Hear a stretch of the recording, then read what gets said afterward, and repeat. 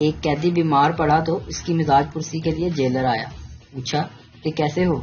قیدی نے تکلیف سے کراہتے ہوئے کہا جی پہلے ٹانگ میں درد تھا، وہ ڈاکٹر نے کاٹ کر پھینک دی، پھر بازو میں درد تیز ہوا، اسے بھی کاٹ ڈالا، اب کان میں شدید درد ہے، لازماً اسے بھی کاٹ دیا جائے گا. اچھا تو تم آہستہ آہستہ جیل سے فرار ہونا چاہتے ہو؟ جیلر نے تشویش ظاہر کی. دو باتوں پر کبھی یقین نہ کرنا. نمبر 1 میں تمہارے بغیر نہیں رہ سکتا. نمبر 2 اگلی بار میں کھلاؤں گا، اس بار تم کھلا دو. بیوی شوہر کے ساتھ مشکل سے مشکل راستے پر بھی چلنے کے لیے تیار رہتی ہے، بشرطے کہ وہ راستہ شاپنگ سینٹر کی طرف جاتا ہو. باپ نالائق، تم نے اپنی ماں سے اونچی آواز میں بات کیوں کی؟ بیٹا مجھے پتا ہے ابو، آپ کو جلن ہو رہی ہے کیونکہ آپ ایسا نہیں کر سکتے. طلاق کے مقدمے میں ایک خوبصورت عورت نے جج کو بتایا ہم دونوں شادی کے بعد 1 سال تک بے حد خوش و خرم زندگی بسر کر رہے تھے، مگر پھر بیبی کے آنے کے بعد ہماری ازدواجی زندگی تلخ سے تلخ تر ہوتی گئی. جج نے پوچھا بیبی لڑکا ہے یا لڑکی؟ عورت نے جواب دیا لڑکی، وہ بھی 18 سال کی نوجوان لڑکی. کچھ ہفتے پہلے ہمارے پڑوس کے ایک مکان میں آ کر رہنے لگی ہے. پیار ہو تو ہیر رانجھے والا، ورنہ آج کل کی لو سٹوری تو لیٹ ریپلائی پر ہی دی اینڈ ہو جاتی ہے. پولیس والا اپنے بیٹے سے تمہارا رزلٹ بہت برا آیا ہے، آج سے تمہارا کھیلنا اور ٹی وی دیکھنا بند. بیٹا یہ 20 روپے پکڑو اور بات یہی ختم کر دو. لڑکے والے بیٹی شرماؤ مت، کچھ پوچھنا ہے تو پوچھ لو. لڑکی لڑکے سے آپ نے اگر یہ سموسہ نہیں کھانا تو میں کھا لوں.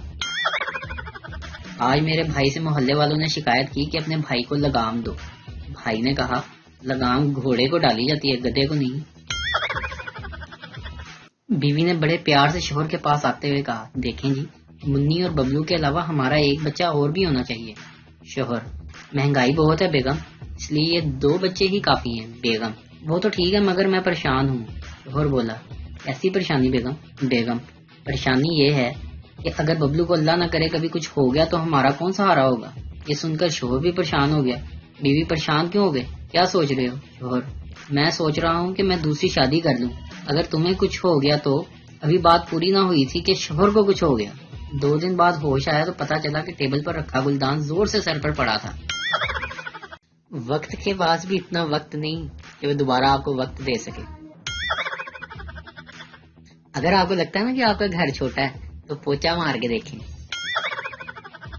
شام کا وقت تھا اور سہانا موسم تھا. صحن میں چائے پیتے وقت سب کچھ گپوں میں مصروف تھے کہ چھوٹی بیٹی امی کی گود سے نکل کر ابو کی گود میں آ کر بیٹھ گئی اور نہایت معصومیت سے بولی پاپا میں زیادہ بھاری ہوں یا کام والی آنٹی؟ پھر ہر طرف خاموشی چھا گئی. ایک فیصلہ وادی پودے لگا رہا تھا، میں نے اس سے جا کے پوچھا بھائی یہ پودے نرسری سے لیے ہیں؟ کہتا نہیں پریپ چم. کل دوپہر کو چاچو سے ہاٹ سپاٹ مانگا لیکن انہوں نے بے رحمی سے جواب دیا تم کون ہو؟ شام کو ہم لوگ دودھ لینے منزل پمپ گئے. 3 شادی شدہ چاچوؤں اور میرا کنوارے چاچو کا دودھ لیا اور چاچو نے سارا دودھ مجھے پکڑا دیا اور خود موبائل استعمال کرنے لگے. ابھی 10-12 قدم پیدل چلے تھے کہ ہماری پیاری اور جان سے عزیز سندھ پولیس کے جوان سر پر پہنچ گئے اور مجھے دیکھ کر کہا کیا کر رہے ہو؟ میں دودھ کے شاپ پر دکھاتے ہوئے بولا دودھ لینے آیا تھا. انہوں نے مجھے چھوڑا اور آگے چلتے چاچو سے بھی پوچھا. انہوں نے بھی سیم جواب دیا. انکل کہتے دودھ کدھر ہے؟ چاچو نے میری طرف اشارہ کیا تو میں یہ کہتے ہوئے چل پڑا آپ کون ہو بھائی؟ اب چاچو کی کمر پر ٹکور کرتے ہوئے دیکھا ہے پولیس کا ڈنڈا 2 انچ موٹا ہوتا ہے، جہاں پڑ جائے وہ جگہ نیلی چاکلیٹی ہو جاتی ہے. بیوی کتنی مرتبہ آپ کو کہا ہے کہ جب میں بول رہی ہوں تو درمیان میں نہ بولا کریں. شوہر دھیمے لہجے میں اس کا مطلب ہے کہ جب آپ سو جائیں میں تب بولوں. گاؤں کے ایک کنجوس ذمہ دار کا ملازم روزانہ رات کو اپنی محبوبہ سے ملنے جاتا تو لالٹین ساتھ لے کر جاتا. زمیندار کو بڑا گراں گزرتا کہ وہ اتنا مٹی کا تیل خرچ کر آتا ہے. اس کے خیال میں یہ ایک فضول خرچی تھی. ایک روز ملازم کو ڈانٹتے ہوئے بولا ایک تو تم نئی نسل میں عقل نام کی چیز نہیں ہے، محبوبہ سے ملنے کے لیے لالٹین لے جانے کی کیا ضرورت ہے؟ خام خواہ کی فضول خرچی ہے. میں جب تمہاری عمر کا تھا اور اپنی محبوبہ سے ملنے جاتا تھا تو بغیر لالٹین کے جاتا تھا. ملازم بتانے کی ضرورت نہیں، مالکن کو دیکھ کر مجھے پہلے ہی اندازہ ہو گیا تھا. ایک صاحب نے دفتر سے فارغ ہو کر اپنی سیکرٹری کو ساتھ لیا اور ہوٹل میں کھانا کھانے چلے گئے۔ وہاں سے دونوں نے فلم کا پروگرام بنایا۔ اس کے بعد صاحب سیکرٹری کے ساتھ اس کے گھر بھی چلے گئے۔ رات گئے وہ سیکرٹری کے ہاں سے رخصت ہونے لگے تو انہوں نے اس سے پینسل مانگ کر اپنے کان پر پھنسا لی۔ گھر پہنچے تو بیوی نے تاخیر کی وجہ پوچھی تو صاحب نے سب کچھ سچ سچ بتا دیا۔ بیوی فاتحانہ انداز میں بولی، جھوٹ، بکواس، تمہیں تو شو مارنے کی عادت ہے۔ مجھے معلوم ہے کہ تم دیر تک آفس میں کام کر کے آ رہے ہو، پینسل ابھی تک تمہارے کان پر لگی ہوئی ہے۔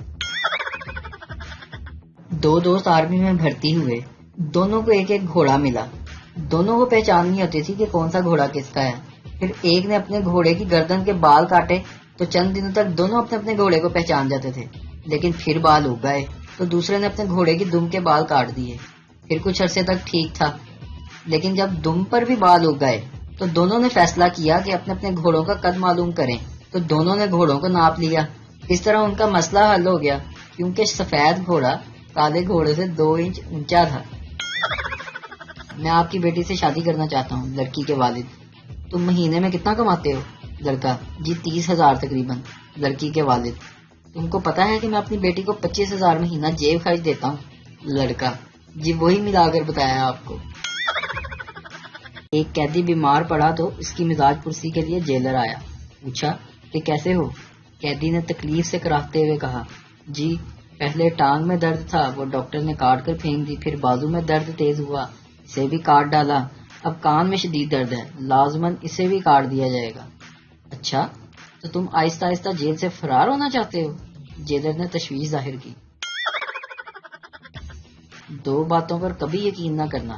نمبر 1، میں تمہارے بغیر نہیں رہ سکتا۔ نمبر 2، اگلی بار میں کھلاؤں گا، اس بار تم کھلا دو۔ بیوی شوہر کے ساتھ مشکل سے مشکل راستے پر بھی چلنے کے لیے تیار رہتی ہے، بشرطے کہ وہ راستہ شاپنگ سینٹر کی طرف جاتا ہو۔ باپ، نالائق، تم نے اپنی ماں سے اونچی آواز میں بات کیوں کی؟ بیٹا، مجھے پتا ہے ابو، آپ کو جلن ہو رہی ہے کیونکہ آپ ایسا نہیں کر سکتے۔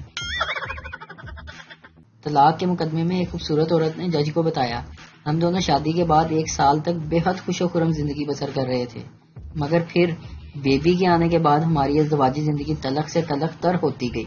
جج نے پوچھا، بیبی لڑکا ہے یا لڑکی؟ عورت نے جواب دیا، لڑکی، وہ بھی 18 سال کی نوجوان لڑکی، کچھ ہفتے پہلے ہمارے پڑوس کے ایک مکان میں آ کر رہنے لگی ہے۔ ایک بچے کے دادا کا انتقال ہو گیا۔ پڑوس کی 2 خواتین تعزیت کے لیے آئیں، ان میں سے ایک بولی 70 کے ہوں گے، دوسری بولی نہیں 60 کے ہوں گے۔ پاس ہی بیٹھا بچہ بولا، چلیں آنٹی، نہ آپ کے 70 نہ 60، مجھے 40 ہی دے دیں۔ بچہ، انکل کیا آپ کو پتا ہے سانس لینے سے کیا ہوتا ہے؟ انکل، ہاں بیٹا، انسان زندہ رہتا ہے۔ بچہ، آپ کو کچھ نہیں پتا، سانس لینے سے پیٹ اوپر نیچے ہوتا ہے۔ یار جب سے میری بیوی مجھے چھوڑ کر گئی ہے میں ایک دن بھی چین کی نیند نہیں سو سکا، اس کی یاد ستاتی ہوگی۔ دوسرے نے جواب دیا، نہیں یار، یہ بات ہرگز نہیں، دراصل وہ اپنے ساتھ جہیز میں ملا ہوا بیڈ اور بستر بھی ساتھ لے گئی۔ منا اپنے ابا سے، ابو آپ کو معلوم ہے کہ امی اندھیرے میں بھی دیکھ سکتی ہیں؟ ابو حیرانگی سے، تمہیں کیسے معلوم ہوا؟ منا، آدھی رات کے وقت جب میں آپ لوگوں کے کمرے سے باہر گزرا تو امی کہہ رہی تھی کہ جان آج آپ نے شیو نہیں کی۔ ویسے پاپا آج آپ نے شیو نہیں کی؟ موسم کی تبدیلی کے ساتھ دونوں میاں بیوی بیمار پڑ گئے، سر درد، پیٹ میں درد، دماغ میں چکر وغیرہ۔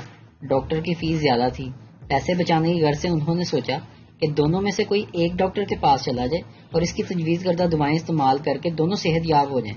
انہوں نے ٹاس کیا کہ کسے جانا چاہیے۔ بیوی جیت گئی۔ اگلے دن بیوی ڈاکٹر سے میڈیسن لے کر آئی۔ شوہر نے پوچھا کہ ڈاکٹر نے کیا بتایا؟